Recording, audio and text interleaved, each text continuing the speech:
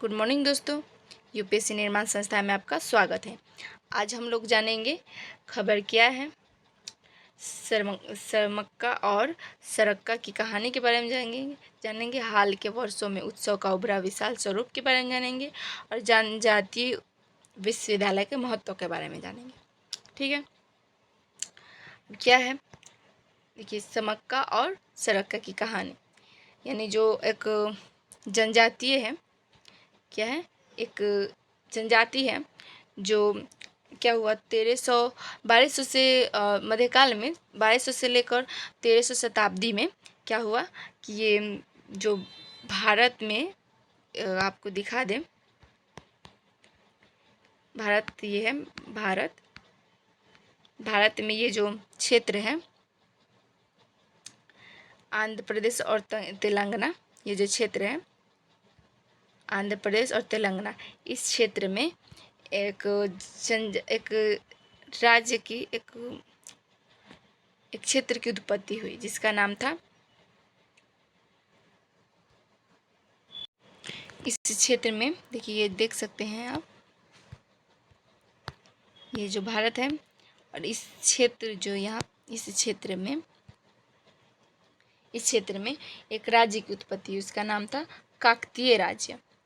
क्या था नाम, देखिए आपको लिख भी देते हैं। देखिए इस क्षेत्र में क्या हुआ,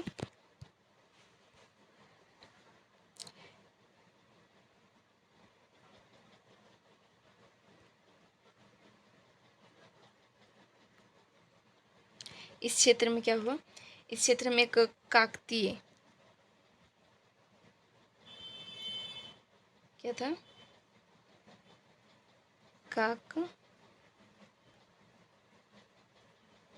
काकतीय राज्य, एक काकतीय राज्य की क्या हुई, उत्पत्ति हुई।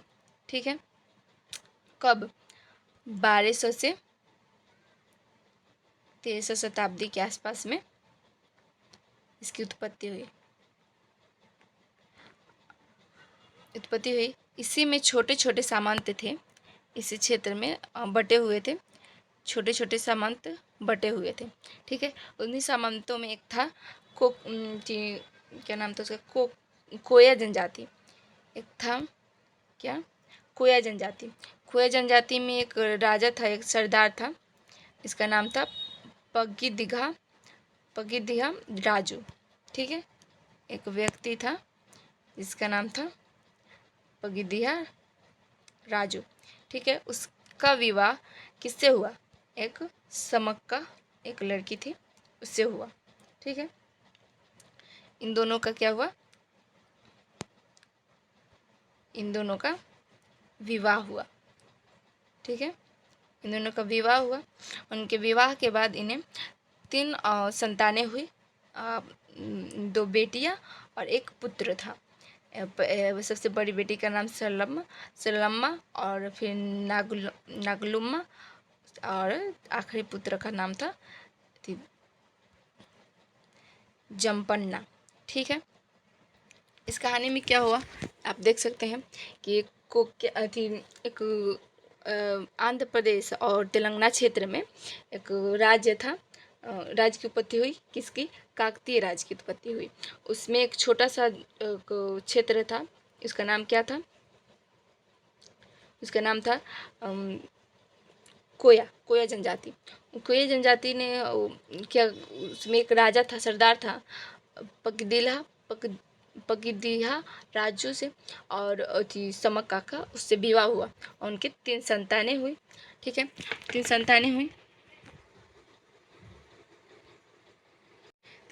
हुई, उसके बाद क्या हुआ, उनके राज्य में, उनके क्षेत्र में कर को लेकर विवाद होने लगा, और कर को लेकर विवाद होने लगा, उसमें युद्ध क्या हुआ, उसमें विद्रोह भी छिड़ गए, जिसके कारण क्या हुआ, ये जो समक्का, ये जो लेडी थी समक्का, और थी ये जो सरलम्मा, इस ये विद्रोह में क्या हुआ, सरलम्मा मारी गई और समक्का का क्या हुआ, वो जाकर कहीं पहाड़ियों में जाकर छुप गई। जो एक सिंदूर के वो जाकर थी पहाड़ी में छुप गई, जो एक सिंदूर के डब्बे में थी तब्दील हो गई, जिसे दैवीय के रूप में अथी क्या हुआ जाना जाता है। ठीक है, तो इन्हें इस विद्रोह के कारण ये क्या हुआ, इन्हें एक दैवीय रूप मिला और इन्हें पूजा गया। ठीक है, इन्हें पूजा गया। ये जो बेटी है, ये बेटी है और ये माँ है, इन दोनों को दैवीय रूप में पूजने की शुरुआत हुई। ठीक है,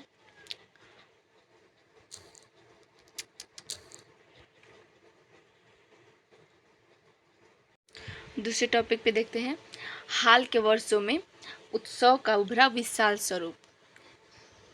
ये देखिए आप, हाल के टॉपिक में ये है। ठीक है, ये कैसे उत्सव उभरा कि क्या हुआ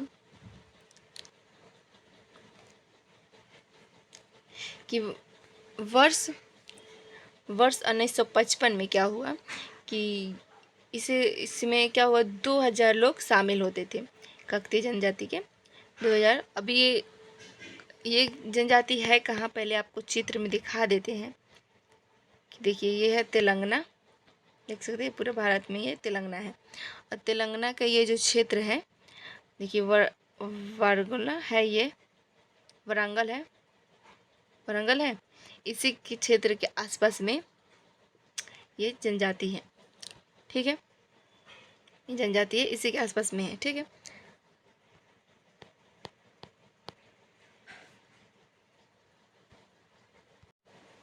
ये वारंगल है, इसी के क्षेत्र के आसपास क्या है, मुलुगु, एक मुलुगु यहाँ पे एक क्षेत्र है, उसी के गांव में एक, ये देखिए ये तेलंगाना है और तेलंगाना में ये जो क्षेत्र है ये है मुलुगु, इसी में इसी के गांव में इनका जो है, इससे इन्हें देवी के रूप में पूजा जाता है। और वर्ष 1955 में क्या हुआ, इसे पूजा के रूप में देखा गया। उसके बाद इसमें शामिल हुए कितने, 2000 व्यक्ति को, जो सिर्फ 2000 व्यक्ति सिर्फ कोया जनजाति के थे। ठीक है, और 2008 से लेकर 2012 तक क्या हुआ, 2008 से 2012 तक इसमें 8 लाख की वृद्धि हुई। देखिए 8 लाख की वृद्धि हुई और 8 लाख से 1 करोड़ तक हुई। फिर 1956 में राज्य उत्सव मनाया गया, ये राज्य उत्सव में शामिल हो गया ये जो है। ठीक है, 1958 में सड़क निर्माण, यहाँ के जो वहाँ पे जो है अन्य लोग, बहुत सारे लोग आने लगेंगे इस मेले में घूमने के लिए। ठीक है, तो यहाँ पे क्या हुआ, अन्य 1 करोड़ 2 करोड़ लोग आने लगे, तो यहाँ के जो सरकार है उन्होंने सड़क निर्माण करना शुरू कर दिया ताकि जो यात्री है उन्हें आने में दिक्कत ना हो। और केंद्र सरकार ने इस पर नज़र डाली और हर वर्ष जनजातीय मंत्रालय में इन्होंने फंड डालना शुरू किया। जो कभी 2 करोड़ थी, कभी 3 करोड़, यानी ये 1 वर्ष यानी 2 वर्ष में, ये 2 वर्ष में,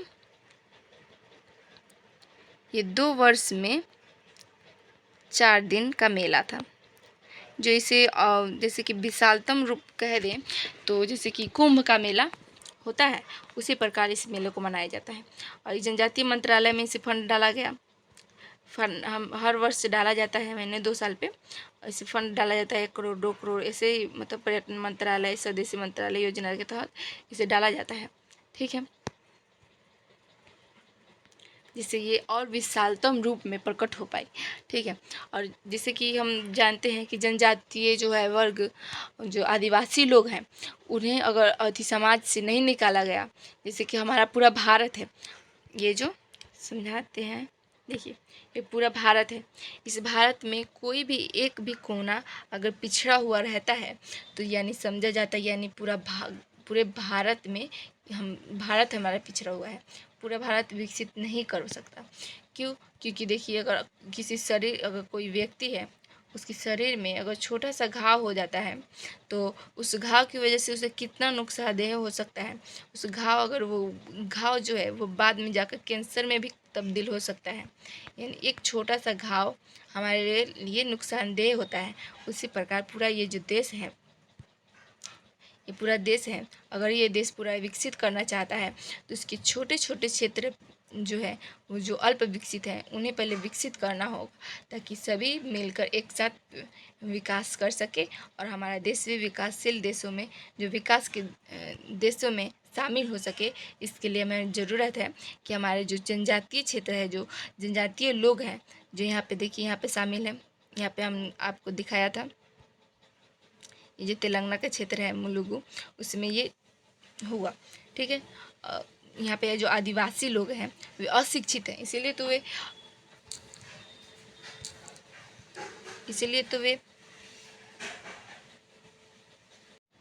इसीलिए तो सभी मतलब केंद्र को क्या करना चाहिए, केंद्र को जो भी जो आदिवासी क्षेत्र हैं उन्हें शिक्षा प्रदान करना पड़ेगा। अगर किसी भी समुदाय का अगर जो विकास करना है तो उन्हें शिक्षा प्रदान करना पड़ेगा, तभी वो विकास हो पाएगी।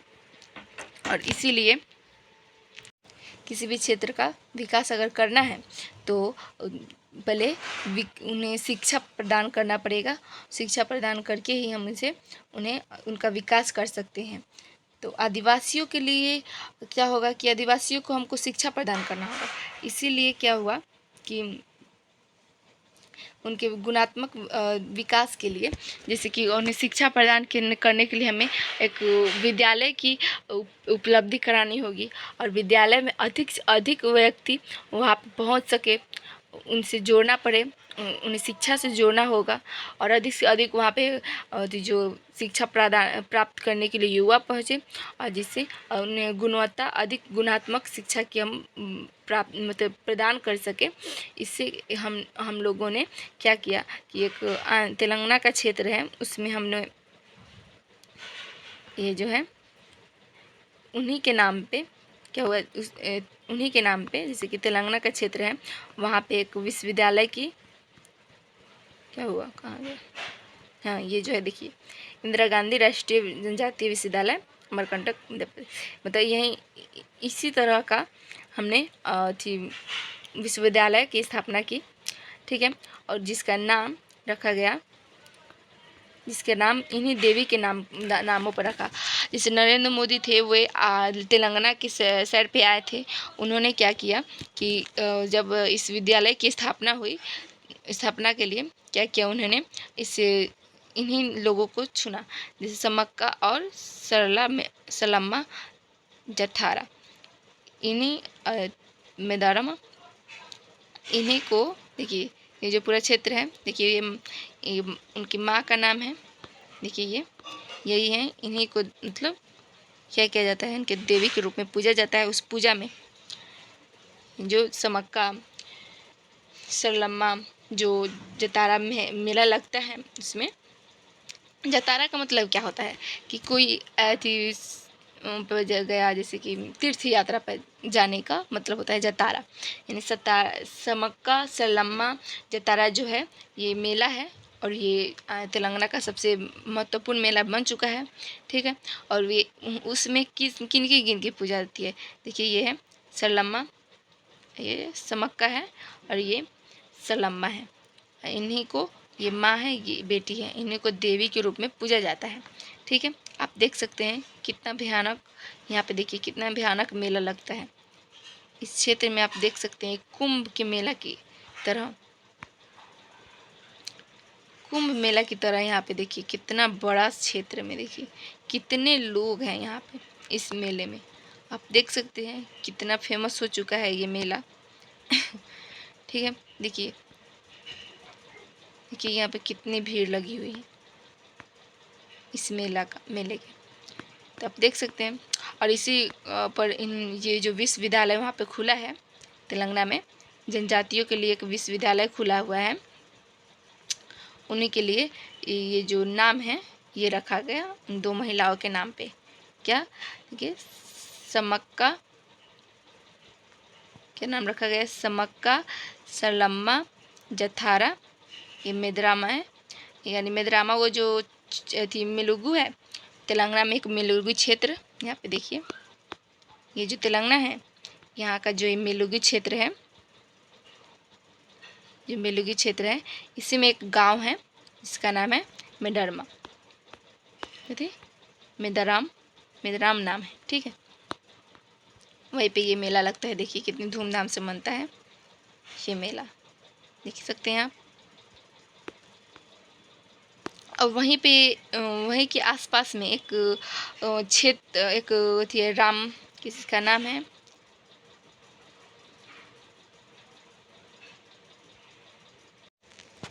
ये है 2021 में क्या हुआ, ये रामपाल मंदिर है जिसे रुद्रदेव मंदिर भी कहा जाता है।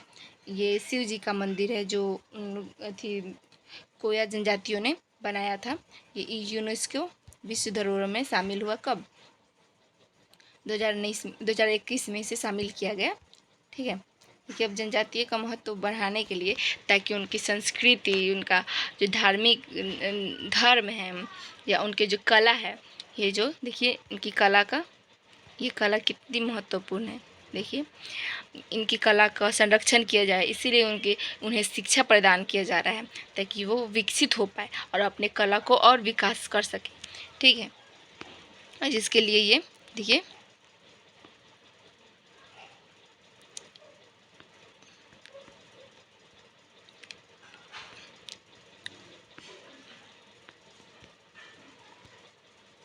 और इतने दिनों से ये क्यों नहीं बन पा रही थी ये मंदिर, क्योंकि यहाँ पे भूमि आवंटन को लेकर क्या हुआ था, विवाद चल रहा था, इसलिए इसे नहीं अथी किया गया। अब आपको फिर से रिवाइज करा दें हम कि यहाँ पे देखिए पूरा भारत है, ये पूरा भारत में, ये तेलंगाना है, तेलंगाना है, ठीक है। और ये जो आंध्र प्रदेश है, उस क्षेत्र पर किसका अथी शासन था, तो एक काकतीय एक राज्य था जिसकी स्थापना हुई थी 1200 से 1300 के आसपास में इसकी राज्य की स्थापना हुई थी। और उसमें क्या हुआ था, एक सामंत छोटे छोटे सामंत हो गए थे। उस सामंत में एक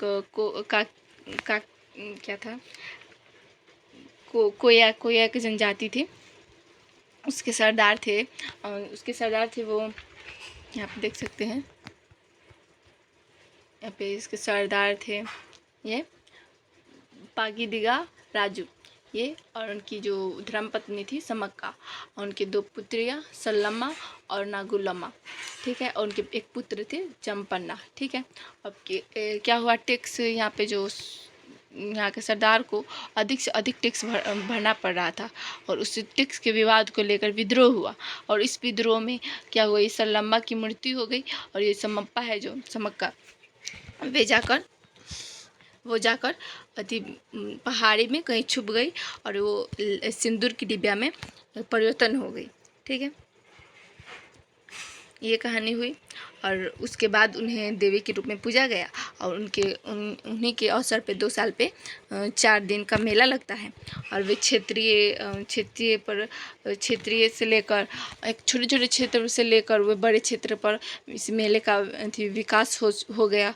जो केंद्रीय जो मंत्री हैं, वो वहाँ से एक सरकार आए नरेंद्र मोदी, उन्होंने यहाँ पे जब आए शहर पे, तो देखा यहाँ पे तो मेले का बहुत महत्व है, और उन्हीं महत्व को लेकर इन दोनों आदिवासी महिलाओं के नाम पर एक विश्वविद्यालय की स्थापना की।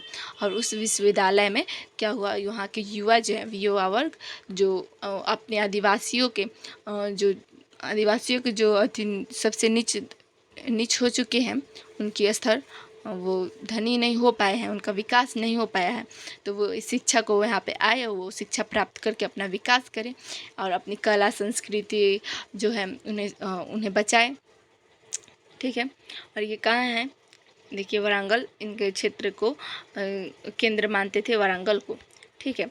और ये देखिए ये कुंभ मेला की तरह ये मेला लगता है, देख सकते हैं आप। और ये देखिए सलम्मा मेला थी, समक्का सलम्मा जतारा जो मद्राम उसका क्षेत्र है छोटा सा। और ये 2 महिलाएं हैं, आदिवासी महिलाएं, जिनकी पूजा होती है देवी के रूप में। और ये देखिए ये मुलुगु है, ये मेला है वो। और इसी ही रंगपा है जो शिव जी का मंदिर है, इन्हें कोया क्षेत्र कोया जनजातियों ने इसे बनाया था, यानी इस ऐसे क्षेत्रों की रक्षा कर सके, इसीलिए उन्हें शिक्षा प्रदान किया जा रहा है।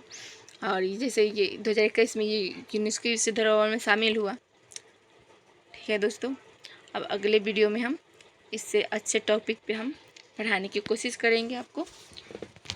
गुड बाय दोस्तों।